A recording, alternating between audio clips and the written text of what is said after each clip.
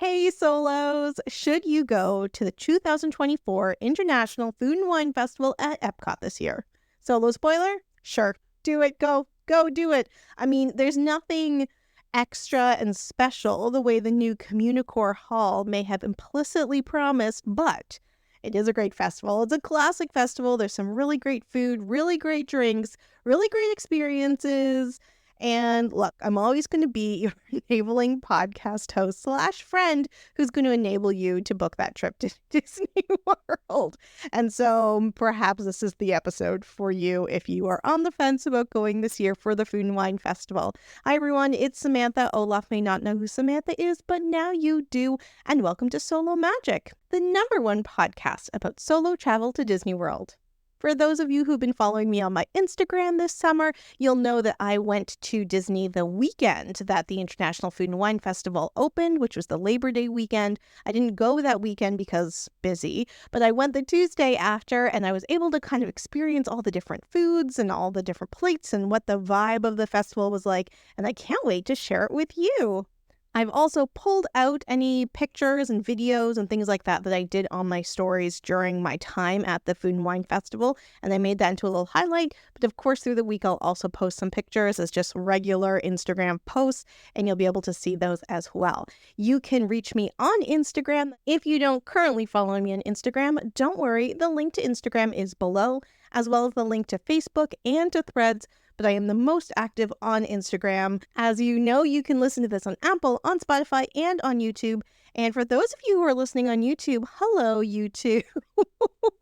I know that not a lot of you listen, but the last time I checked, the subscriber numbers doubled from 10 to 23. More than doubled. So look at that. I know most of you listen on Apple, but if you do want some other options, you have Spotify and our YouTube friends as well. So hello, YouTube friends. It would be awesome, no matter how you were listening to this, to be able to share, perhaps on one of your social media accounts, one episode of the Disney Solo Magic podcast to be able to let other people know about the Disney Solo Magic podcast. Any episode, maybe it's this one, maybe it's a different one, but it'd be really great if you let people know that we existed.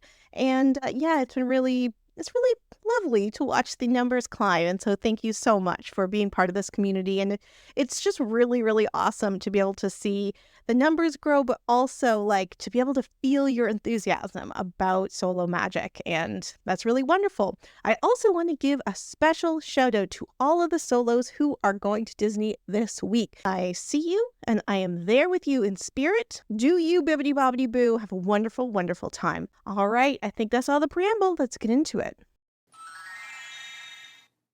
Okay, hello solos. In 2024, it is the 28th annual International Food and Wine Festival being held at EPCOT. Let's do a little primer about the EPCOT Food and Wine Festivals. So there are 4 different food festivals that are held at EPCOT every year. There is the Food and Wine Festival, that is the Fall Festival. That is the classic that has been around since 1996. And it is like the most, like I said, classic food and wine festival. Then for the month of December, they have the International Festival of the Holidays. Now, while that sounds very international, it's really just a Christmas festival.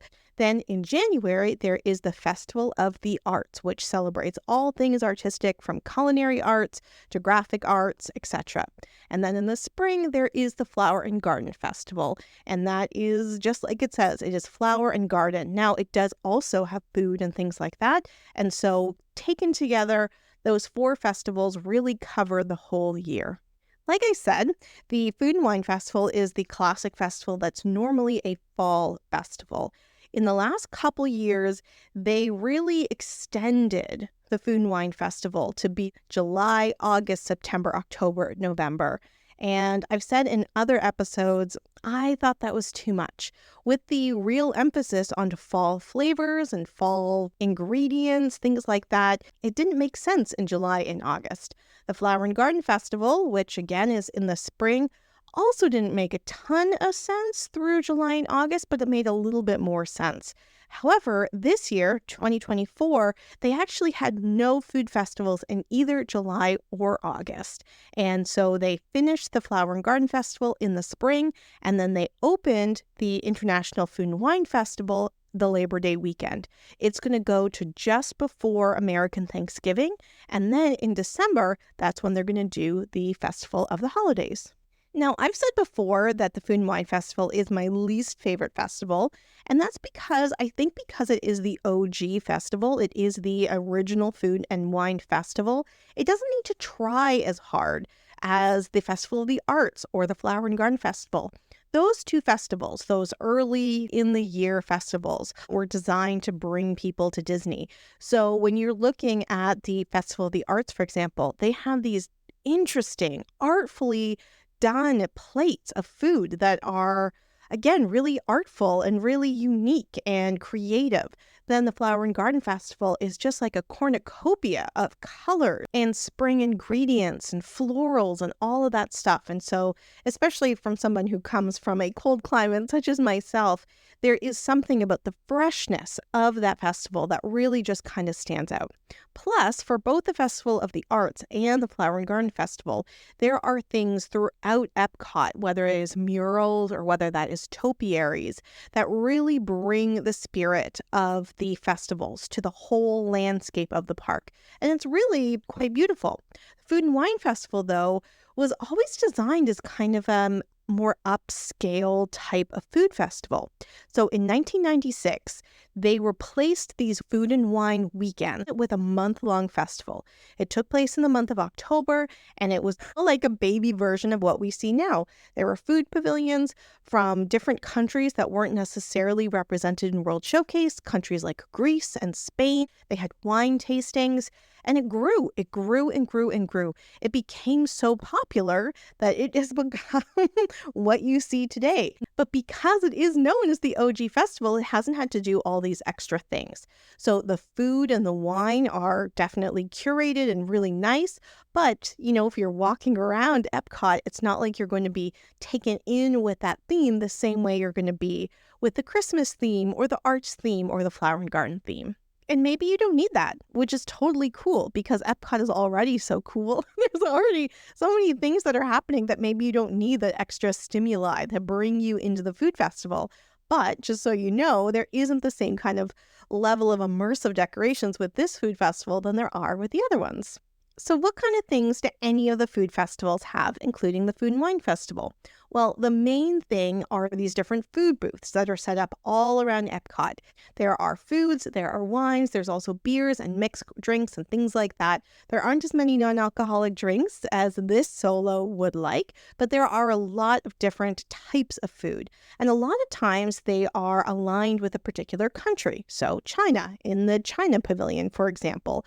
Oh, but then they also have Greece, Greek food. Sometimes they have themed booths like Flavors from the Fire, which is about grilling. It's not necessarily country specific, but they have this nice mix of both these different kind of themes, but mainly to do with the different countries. So that's the main part about a food and wine festival or any sort of food festival at EPCOT. The other main thing that you'll find at any of the food festivals is a concert series where they bring in big pop or rock or soul acts. And for the Food and Wine Festival, it is called Eat to the Beat concert series. On the weekends, like Friday, Saturday, Sunday, they have kind of big names like Joey Fatone and Hanson and Boyz II Men. And then during the week, they have local bands. They have been doing this Eat to the Beat concert series or a version of it kind of from the start. So again, it's a really cool draw. These particular concerts are held at the American Garden Amphitheater. It is not an additional fee to go and watch them. And because it is an amphitheater, you don't necessarily need to sit down. You can also just stand and look. And for a lot of the bands, like the popular ones, perhaps not, but for a lot of the bands, you can just kind of stand and look. So when I was there, Sugar Ray was playing, which was a crazy throwback solos. Oh my God. Like the lead singer of Sugar Ray both looked exactly the same and very old from when I saw his music videos in high school. It was very It was very weird. And then he started talking about the like frosted tips in his hair. It was very weird. It was very weird. Usually I don't go to the Eat to the Beat concerts. The bands that I really like are from the 60s and the 70s, and you can often find those at the Flower and Garden Festival. But whatever, that's a different conversation. So there's the Eat to the Beat concerts. I'll talk about those a little bit more later on in this episode. All the food festivals also have a ton of different merchandise that is specific to the festival. And so like this year, for example, I wanted to go to all 4 festivals and I wanted to get a keychain, like wanted to get the same souvenir for each one of the festivals. And so I got a keychain for the first 2, and then they didn't have a keychain this year for the Food and Wine Festival, so I had to get a pin instead, and I didn't like that. I didn't like the fact that it wasn't even. Anyway, if you get a keychain when you go to the Food and Wine Festival this year, if they just hadn't released them when I was there, please get me one, and I will get it from you somehow. I will pay you back and I'll get it from you somehow. The food festivals also have things like a scavenger hunt where you are looking for a particular character. In this case, for the Food and Wine Festival, it's a little Remy, and they are all these different places around the World Showcase and you're supposed to look for them. These scavenger hunts are designed for kids, but you can do them 2 solos. You can do them 2. And when you complete the scavenger hunt, you will get a prize. This particular scavenger hunt is one you have to pay for. Usually it's $10. Maybe it'll be 12 to 15 the next couple of years. And normally, I've talked about this in other episodes, I am very, very strict about it. Like, I will take my prize early because I don't necessarily want to go back and show the cast members what a wonderful big girl I am that I found all this stuff. But the last food festival that I went to this year, I did not find all the Remy's, but I still got the gift. And I do feel a little bit guilty about that. Anyway, that's just my Virgo heart. But on top of that, there's also kind of a free, I don't know if a scavenger hunt is really the best way to say it, but it's like a tasting menu. So there's a particular set of dishes from across the whole menu. And if you get 6 of those and you get stamps on your passport, then you can go and redeem that for a free little cup with an ice cream in it, which is a nice little treat. And it's not an additional cost. So there's that. And I'll talk about that a little bit later on too. All right, so that is an overview of all of the food festivals with a couple of specific details about the Food and Wine Festival. So now let's get a little bit deeper into the Food and Wine Festival. So this year's food festival has over 30 booths, and all of them range from, again, particular countries, but also different themes. So flavors from the fire or shimmering sips, things like that. All of the booths have on average 3 different small plates of food, and on average, maybe 4 to 5 different drink options, mostly alcoholic. And again, solos, because I don't drink, I'm not going to be commenting on like the types of drinks. I apologize. When there were a couple that were really cool, it was like a peanut butter and jelly, ale, cider, blah, blah, blah. And I was like, ooh, that sounds interesting, except for the booze part. It's funny. I went to this food thing when I was there last time, and we were given a Bellini, and I was there with somebody else, and I took a sip of the Bellini, and I just like looked at the person I was with, and I was like, ugh, can you imagine wasting perfectly good peach juice with alcohol? And the person laughed and then was like, most people think that about the alcohol and the peach juice. So there you go. Just give me a glass of peach juice. Anyway, so there are over 30 different booths. Now, how do you keep track of the different booths and all the menus and things like that? Well, there is an official festival passport. It is a printed passport. It's, like kind of the size of a regular passport. As much as we like to do all these things on our phone, there's something about holding the actual passport that's pretty cool. And so when you get the passport, you can flip through and see all of the different types of things that they have to eat. The passport will also identify with a little leaf if they are plant-based, so if they are vegan. When you pick up the passport as well, there's a QR code, and that will take you to the allergy-friendly menu that will identify popular allergens, such as gluten and dairy and things like that. Now, I have seen people identify they had an allergy at the front of the pavilion, and a cast member will like call up, and maybe the chef will come out and they will create something a little bit different. Oh, no, that sounds like they're creating a new dish. They'll modify the dish in a way that is more friendly for allergies. Now, I have an allergy to pineapple. So when I've gone in the past to the Japanese pavilion where they had like a little sushi that had pineapple in it, it wasn't this year, it's been in previous years. And I asked, can you make it without pineapple because I have an allergy? They said they couldn't. I just couldn't order that. And that's because some things are pre-made and some things they can make in the kitchens that are there. So they're not always able to accommodate all of your allergies, but they do the best they can. Okay, so over 30 booths, at least 3 dishes per booth. How do you deal with maybe 100 dishes? Know that you can't eat everything at the food festival. And I am saying this basically to myself because every single food festival, I'm like, you know what? I'm going to try everything this time. That is literally impossible. And all of the different content creators, like the big names that go and do that, it's because they actually have a few people that are doing it together, and then they're creating content for multiple channels based on buying one set of dishes that they could all photograph and then try together. So I was like, I wasn't even doing it for content. I just wanted to do it for my own sake. But that is misleading that you can do them all because a lot of the content creators are doing it with other people. You just might not be able to see them. But there haven't been, across all the food festivals I've gone to, including this year's Food and Wine Festival, I've never really had a bad dish. And so what I have found my strategy for these food festivals is to try something that is different than what I've had in other festivals, to try something that is definitely for this festival. There are a few dishes that you might see recycled from other festivals when you start watching the food festivals more often. So if it seems like it's for this particular festival, then to go and try that and to try unique things that I wouldn't try in my daily life. So I've talked about this on the podcast a few times. I've tried bone marrow for the very first time because of an EPCOT Food Festival. It was unique, it was different, and I thought, why not try it? This is the perfect serving size to try something like that. So the serving sizes is really the size of your palm.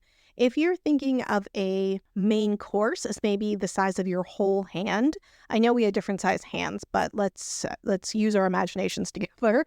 If you think of a main course as the size of your hand or a little bit bigger than your hand, then a lot of these plates that you're getting at the food festivals is the size of your palm, which means that you could eat 5, 6, maybe 7 different plates over your few hours at EPCOT. Maybe 7's a lot. Well, maybe it's not a lot for you. But again, you're thinking about a smaller portion and therefore having the option to try more things. These portions are between $6 and $10, maybe a little bit less, maybe a little bit more. And if you're on the dining plan, the snack credits can be used for the food festival plates, which is by far the best use of the snack credits on the dining plan that you can use. Now, in this article that I read from 1996, that was introducing the EPCOT Food and Wine Festival as a new concept, the dishes were $1 to $2 each. And I was like, oh, well, maybe with inflation, it's the same amount. It's definitely not. It's 10 times more than it was in 1996. And what a lot of people do, if you don't have charging privileges on your Magic Band or you want to stay in a particular budget, a lot of people get these little gift cards that you can wear on your wrist, and they have ones that are specifically for the food festival. So it's all branded and everything. You could kind of collect a set if you wanted. You put a set amount of money on it, and then you only spend that much. And that's a way of not having to deal with cash, but also perhaps staying in a budget. Now, I don't even look at the prices when I'm there because I'm like, whatever, I am already here. And then I'll look at the prices when I get home. Actually, that's not true. I don't do that because I did that once and it did not feel good. So anyway, that is one of the strategies that you can do for kind of choosing how you're going to eat at the festivals. So what are the things that I ate at the festival this year? Well, I went over 2 different days. And the first day, I started at the Brew Wing Laboratory, which is kind of Muppets themed. It's in that old school building that's kind of right outside Test Track, right before you get to World Showcase. It always has different things in that. The last few have been really Muppet themed. So anyway, it was called the Brew Wing Lab at the Odyssey. That's what the building is called. And it had different beverage-based experiments and food-based experiments because, again, it was Muppets themed. So the food-based experiments were mainly chicken wings, and one of the chicken wings they had was the unnecessarily spicy yet extremely tasty Carolina Reaper pepper curry wings with creamy cucumber raita. Now, I quite like like the Indian yogurt sauce, the cucumber raita, so I was like, okay, look, Disney spice is not always very like spicy. I'm sure I can have this and enjoy it. Plus, I'll be able to have the yogurt sauce with it that will cool my mouth down. That was a very bad idea, Solo. I think I was posting on stories this whole time. It was a very bad idea. It burned my mouth. It was like, I really, really wanted to enjoy them because I got quite a few wings. They all had full of chicken on it, and yet I could not take more than one bite per wing before my whole mouth was on fire. I also got like a milkshake, like a slushy drink. It was the frozen pomegranate and raspberry tea with orange ice cream molecules, which just mean it had like little ice cream balls on the top. Thank God I had that because it cooled my mouth off so much. So here I was wanting to go to the food festival to try a whole bunch of different things, and that burned my mouth so bad at those chicken wings that I could not eat anything else till I was like as far away from that pavilion as possible.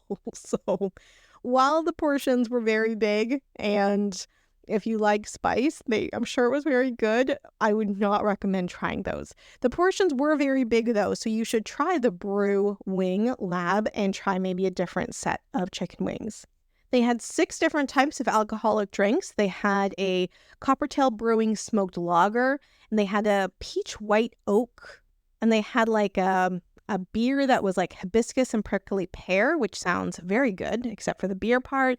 They also had something that was like peach and white oak, also sounds very good, except for the beer part. So I didn't try any of those, but along with the frozen pomegranate and raspberry, they also had a pickle milkshake, and that is something that I tried. I didn't try it that day, I tried it the next day.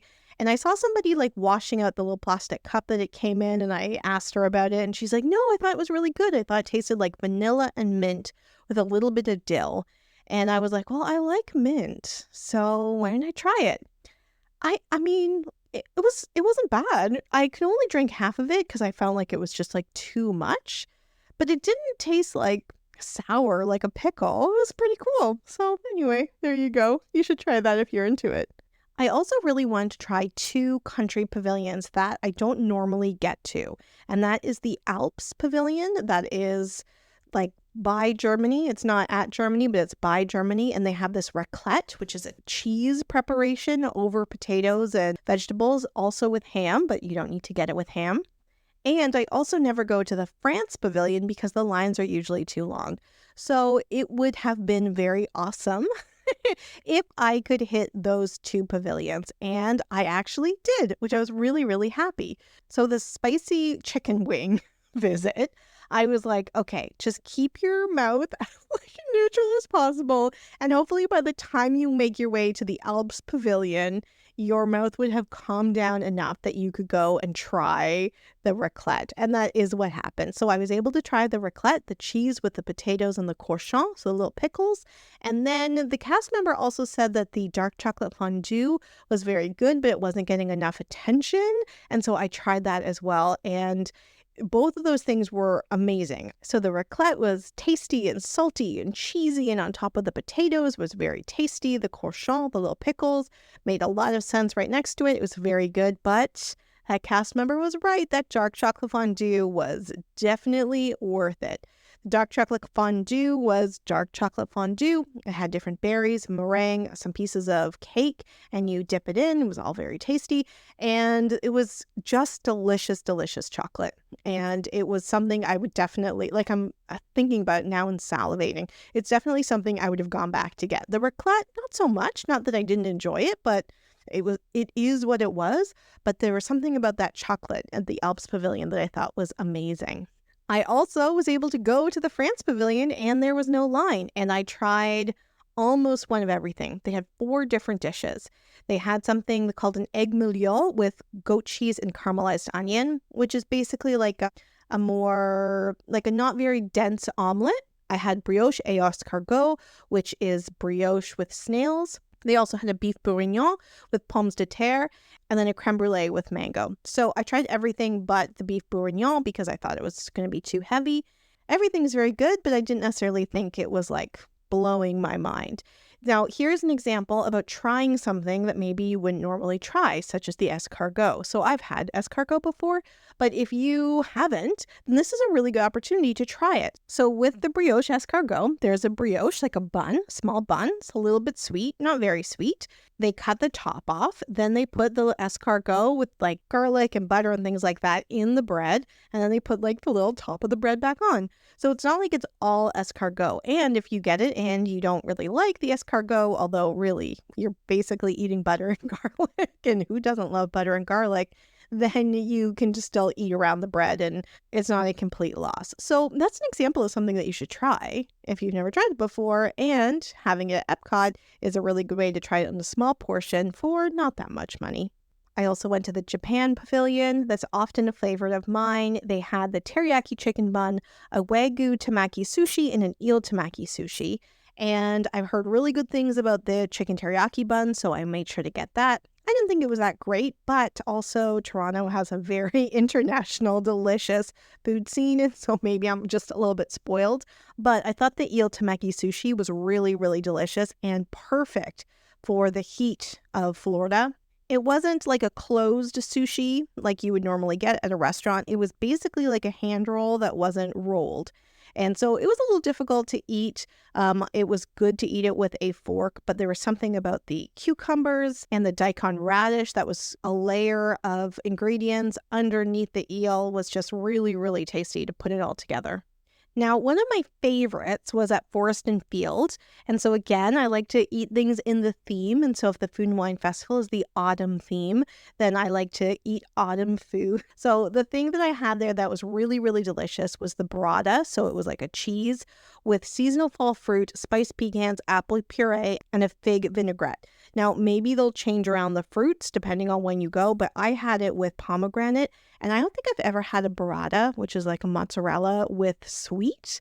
I've always just had it savory, and it was so delicious. And it was such a great blend of the fall flavors, but also because it was cold, with the coldness that you needed that first week of September in Florida because it was 100 million degrees. There was also the pumpkin mascarpone ravioli at that same booth, and that was also really, really delicious. So definitely check those out, even though it might not be as sexy as some of the other things that you might hear about at the festival. So all in all, I had about 10 things, and they were all winners. Like, they were all A winners, maybe not A plus for everything, but they were all really delicious. And there's something, again, about the serving size that's so small that it's just kind of worth taking a risk and trying different things. And I really wish my stomach would accommodate me being able to try more. But that's what's so great about going solo to a food festival. Because it is all these small plates, you can try a whole bunch of things and not be like, oh, well, I can't order 2 entrees because I'm not here with somebody else, so I can't try something else. No, here, it's perfect serving size for one, so you can walk around and try all these things. Now, sure, if you're there with a group, then yeah, you can all take one bite of everything, but when you go solo, you don't need to compromise with other people about what you're trying. And so what's really great is like creating your own buffet of amazing different foods that only you are going to eat. And that sounds pretty amazing, doesn't it? So let's talk about the Emil's Fromage Montage, which are 10 different dishes across the whole food festival that Disney has identified as particularly cheesy. And if you eat 6 of those, although you can eat 6 of the same thing, you get a stamp on your passport, and at the end, you get a little souvenir.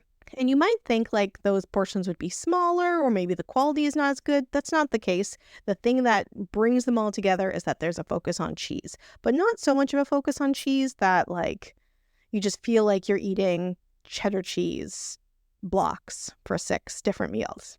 When you get your little stamps, then you can go to Shimmering Sips and you get a souvenir cup that has a swirled ice cream, and it is cheesecake and blueberry flavor, and it was really, really delicious. And I actually didn't see any kids in line at all. It was all adults, and a lot of them were standing there by themselves, like they weren't standing there with other people, so don't be shy to do it solo.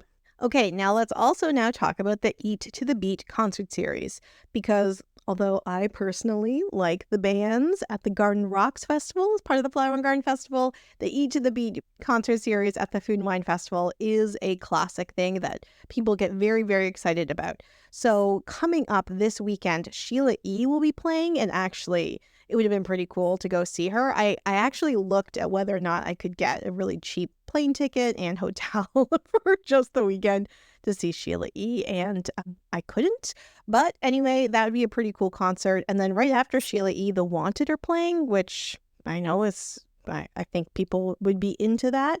In October, Joey Fatone and Friends are playing. Joey Fatone's from NSYNC, as well as Billy Ocean. I mean, I think you can tell like where my music tastes gravitate towards. It would be awesome to go see Billy Ocean. And Hanson is playing. Hanson is actually playing for 4 days, and people get very, very excited about that.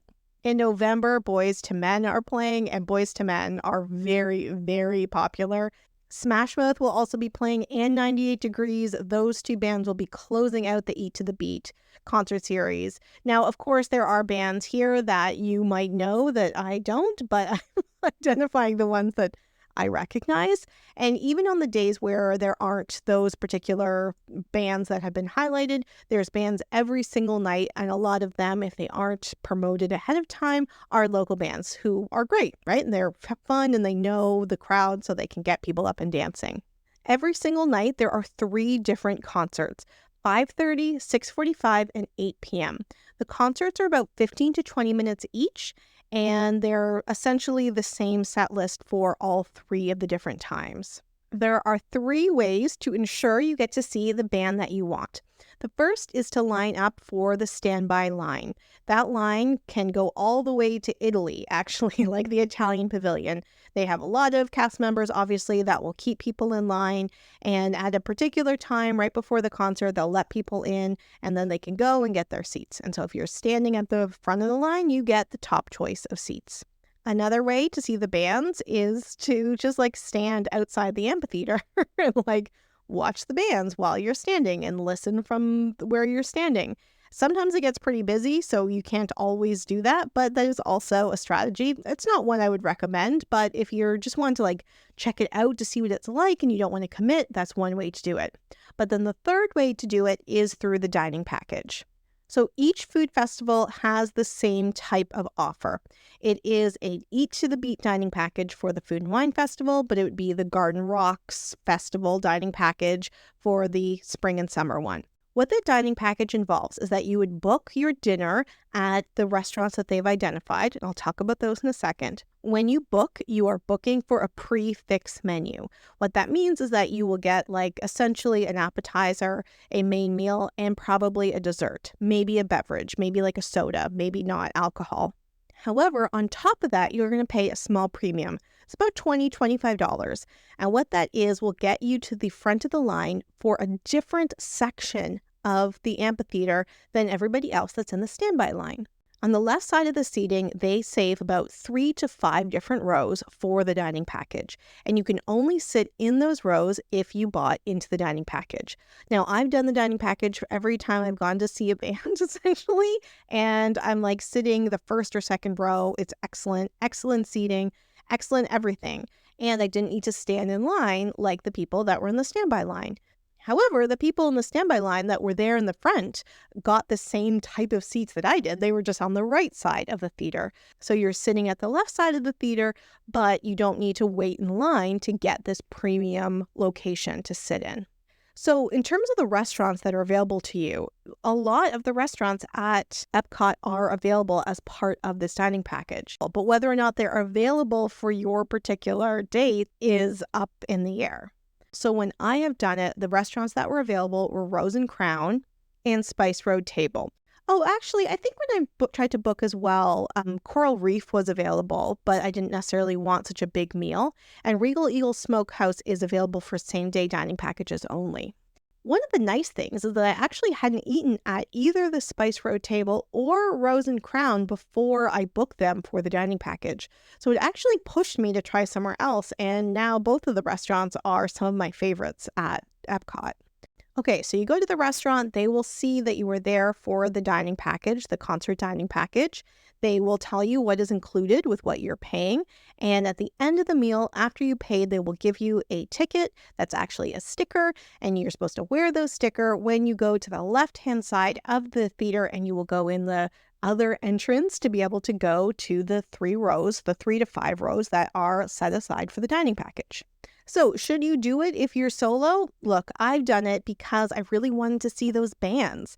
And in hindsight, when I looked around at how many people were on the standby line, I could have stood in the standby line and still got a great seat. But I wanted to eat, so I knew I was going to eat. And I would much rather go to the concert by myself and dance and have a great time than stand in the line by myself. Like, to me, that feels, I don't know, just like a lot of like empty, maybe lonely space. But being at the concert sounds amazing. So I'd rather eat by myself, go to the concert by myself, than stand in the line by myself. So I just decide that, yeah, that extra $20, $25 is worth it to be able to go and sit in a preferred seating. Now, I haven't done that for the Eat to the Beat concert because I wasn't interested in seeing Sugar Ray when I was there, but I have done it with the other food festivals, and I've really enjoyed that experience. One more thing about the dining package before we move off of it. As I'm sitting here recording this podcast, I wanted to check on the availability, and I checked on the availability for this weekend, so the weekend of the 20th. And you could not only choose the different concert time that you wanted, but there was plenty of seating and times for that seating at all of the participating restaurants. So even though I would travel to Florida to see Sheila E., not everyone would agree. So if you are going to be there, know that you can still get seating for that dining package, and it would be well worth it if you're excited to see Sheila E. like I would be. I also looked up October the 6th and the 7th when Joey Fatone and friends are playing, and there are also options there. So if you haven't really thought of the dining package, but there is a band that you want to see, don't worry. For the most part, you'll be able to find availability. Maybe not for Boys to Men. That one's a pretty popular one, I've heard, but you can find that for the rest. And if you can't get seating either in standby or through the dining package, you can still hear from outside the amphitheater. Now, like I said, should you do the dining package if you're solo? I have never actually picked a band that would be so sold out that I wouldn't have gotten a seat. But it was important to me to see that band, and so I did the dining package. And I did the dining package solo, and it was great, and I got to try a new restaurant. However, you don't need to do the dining package if, for example, you just want to check out the concert series and it's not necessarily a popular band, or if you don't want to spend that extra money because you want to spend it on food festival food, then you can go and stand in the standby line, and again, they'll be totally fine for you. And actually, the later time of the concert might be better than the early time because everyone wants to see them right away. So you have a couple options, but don't feel pressured to do the dining plan solo, but it is a good option if you really want to see that band. Okay, to switch gears a little bit, one of the surprising things about the Food and Wine Festival this year was tucked in at the back of the Moroccan Pavilion. So at the back of the Moroccan Pavilion is what was a Moroccan restaurant that's no longer open as a regular restaurant. And in the past, like in the wintertime, they had this as an annual pass lounge. Now it's a Florida Blue lounge, and you have to give Florida Blue, whatever that is, insurance, hospital, drug company, whatever, your name, your postal code, and your email address. And you go into the Moroccan restaurant, and it's this cool, very cold area. So it's meant to be a cooling down station. They have some beverages like water and Moroccan tea, but they also have a little craft in there. It was like a little mosaic that you could do in sand, and I am a crafty gal. And I was so excited. I was like, kids, move out of the way. And the cast members were so fun and so polite. And I was able to ask them all these questions and ask them if I could videotape. And they were narrating along. It was really great. I'll make sure to post this on Instagram. And it was definitely not something that I was like embarrassed to do doing solo. And there were a lot of adults once I got up there that also did it. So yeah, go check it out. And they'll tell you you have to sign up for Florida Blue and show your guest pass. But it literally took like 10 seconds. It took no time at all. And, a lot of people have, if you're worried about this company having your information, it's not like it's being verified if you have like a extra email account you use for spam things. So anyway, it was really great. Go check that out for sure. So that was a really nice highlight. What was not a highlight was something I mentioned early on. So the new building, the Communicore Hall that had been under construction for what felt like 4 years, kind of promised to be this new space for the food festivals. So before the pandemic, the Food and Wine Festival also had things like celebrity chef demonstrations, sommeliers, cooking demonstrations, all of these other kind of workshops. And I think a lot of people, myself included, thought that the new Communicore Hall would be a space where that could happen. And when the Communicore Hall was opened, it was kind of a wah, wah, wah. It didn't really have much. It was really just like an open space. And yeah, it had some kitchens, but it really did not seem like the big presentation that we were going to get for a food festival. So some people thought, myself included, that when the food festival started, all of a sudden you would get to see everything that Communicore Hall could really do. That somehow these like areas for demonstrations would pop out of thin air and you'd be like, oh, that's why this took so long to build. And oh, finally we get to see these cooking demonstrations again. And oh, finally we get to meet celebrity chefs. And oh, finally here's a sommelier to tell us about the different wine regions or whatever. And none of that happened. And so that was kind of disappointing. So I was really excited for what this space might be able to do and what might actually happen this year with the Food and Wine Festival, because so much got scaled back after COVID. However, none of that happened. So that was a little disappointing, but the food wasn't disappointing. The drinks that I had weren't disappointing. The little craft I got to do was not disappointing. The lineup of bands for Eat to the Beat was not disappointing. And the fact that you could still see all these bands for free with your normal EPCOT admission, also very exciting, not disappointing. So yeah, it was a really great festival. It is not my favorite festival. If you were going to choose one festival to go to, I would definitely say Flower and Garden or Festival of the Arts. Festival of the Arts doesn't have pop and rock bands though. They have Broadway singers, which isn't the same kind of draw, I think, as the pop and rock bands that you get at the Garden Rocks Festival as well as the Eat to the Beat Festival. However, those festivals are really standouts. And again, I think it's because they had to try harder because the Food and Wine Festival is known for being the main festival at EPCOT. So if you're thinking about going this year, definitely go. Always go. But if you are thinking that you're just going to do one festival for the year, I would actually wait till the Flower and Garden Festival, because the whole space of EPCOT really comes alive with these giant topiaries, and that combined with delicious food, combined with these old school music, is really a fun time. So there you go. Now, when I asked on Instagram if anyone had any questions about the Food and Wine Festival, I got a few questions. So I'm going to answer those now, and I'm also going to end this episode with a couple very specific tips. But those tips are also kind of answers to the questions, so we're going to dovetail those two things together. One of the questions is, where did I get that tray? So in a lot of pictures that I posted on Instagram when I was there, I am holding this particular tray where I have the food. I bought that on Temu.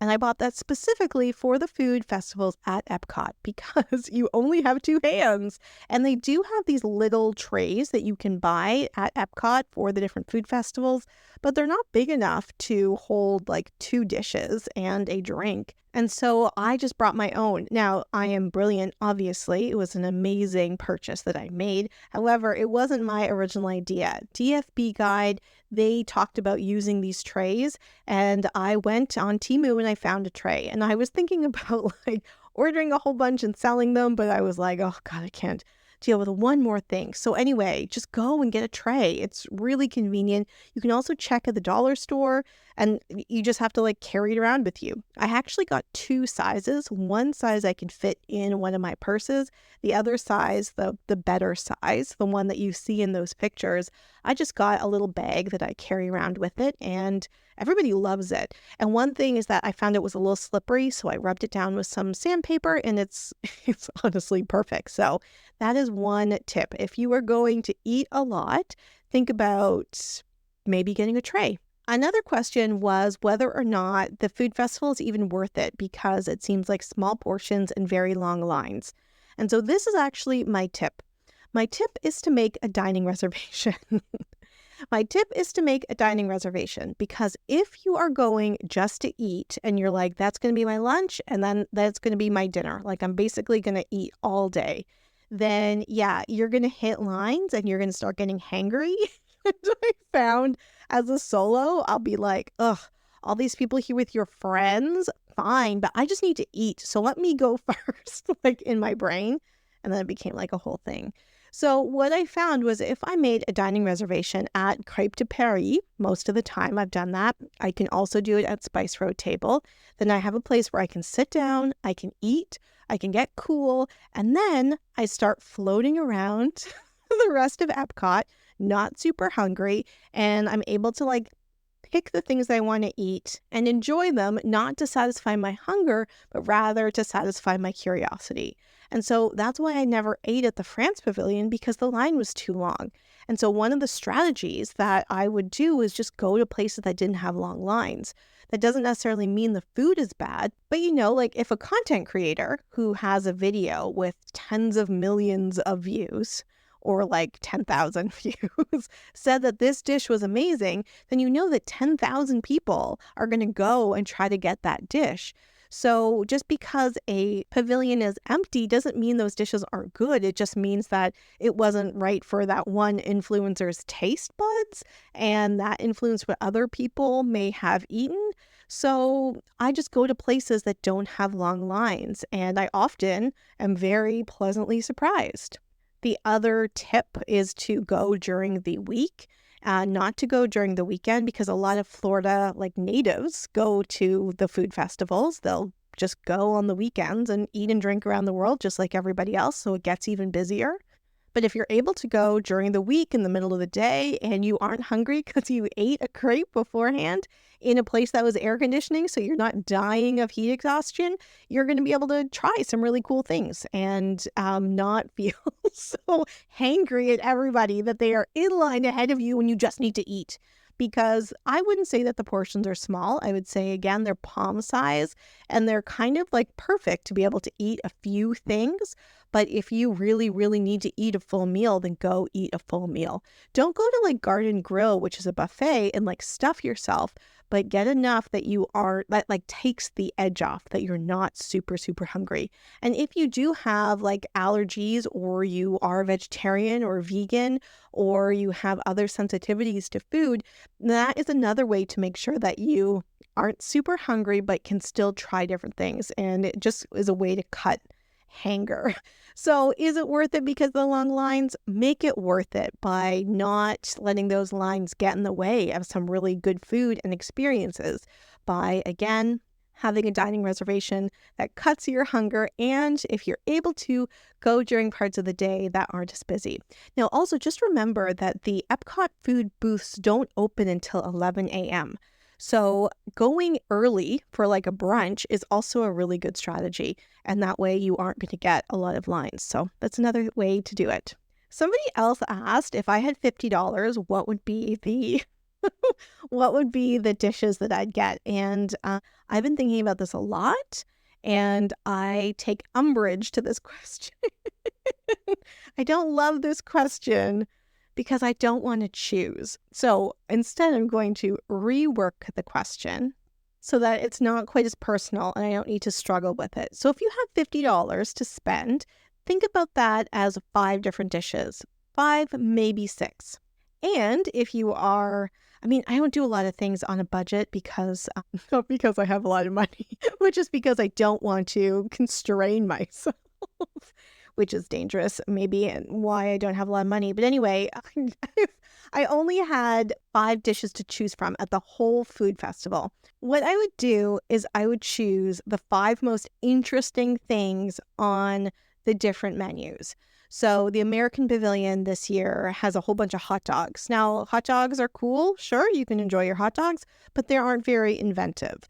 So I wouldn't necessarily add that because I could get a hot dog and like add all that stuff on it at home. So I would choose 5 things that were the most interesting or inventive. Or I would choose 5 things that were the most seasonal or the newest in the festival. And the passport that you were given will identify the new food booths as well. So then it would be easy to identify what is kind of new. I would also combine that with my other strategy of not waiting in a lot of lines. And I would keep an eye on interesting things at booths that didn't have long lines. And that is how I would kind of work my way through EPCOT to be able to eat and drink. So that I would be trying different things from different booths, but I wasn't waiting in a lot of lines so that I could really kind of enjoy the experience without all of the lines. Another strategy for choosing these 5 to 6 different dishes in my $50 budget, I would use the Emil's Fromage Montage. I would use that as a guide to be able to go around and eat the specific things that were on those menus as a way to get a bonus at the end, a little free ice cream. So I think that's the best I can do with that answer because, again, I don't like to constrain myself too much, as the idea of going to Disney might suggest, right? Don't want to constrain myself too much. So in sum, the tips that I would give you solos for going to the Food and Wine Festival this year is to definitely check out the kind of new, unique dishes that are autumn flavored so that you really get the whole kind of thing of the Food and Wine Festival, which is an autumn festival. I would make sure that if it is a busy day, that you have a dining reservation so you get to eat, but also will get to enjoy the food that you're waiting in line for, if that is the case. I would definitely check out the Eat to the Beat concert series, no matter who is playing, but know that if it is not necessarily like your top band in the world for you to see, you don't necessarily need the dining package. And really enjoy all of those extra things that the food festival has to offer, such as the scavenger hunt, the one that you pay for where you're looking for the little Remy's, and then at the end you get a little gift. This year it's bowls, which are very practical. Or the Emil's Fromage Montage, where you're going around eating the different fromage, the different cheese dishes, so that you get your little ice cream at the end.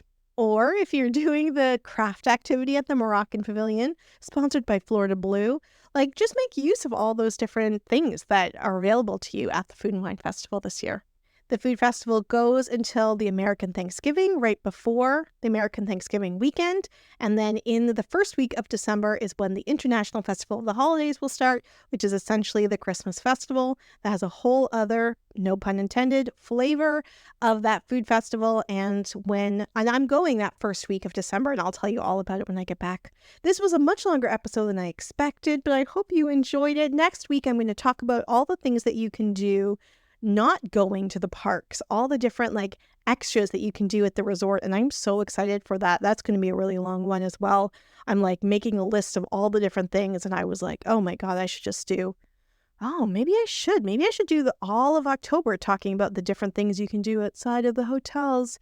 That's a good idea. Anyway, I will let you know. It'll be a surprise for both of us next week. Bye. Hey Solos, it's Samantha. I hope you enjoyed this episode as well as all the episodes of Disney Solo Magic. It has been so wonderful to create this podcast content for you and to help build this community of conversations about solo travel to Disney. And I really, really thank you for participating in the conversation. It would be even extra awesome if you could participate in the conversation by letting other people know that this conversation is happening. Please make sure you subscribe to the podcast, rate it, share it with others, and even providing a review helps the algorithm let other people who are interested in Disney content find out about this podcast. You can also find me on Instagram, Threads, and Facebook, although Instagram is the best way to get in touch with me. My Instagram handle is Disney_solo_magic_podcast. And you can find links to all that social media content in the description of this podcast below. Thank you again for sharing the magic of solo travel to Disney, and I can't wait to keep creating content for you. Bye!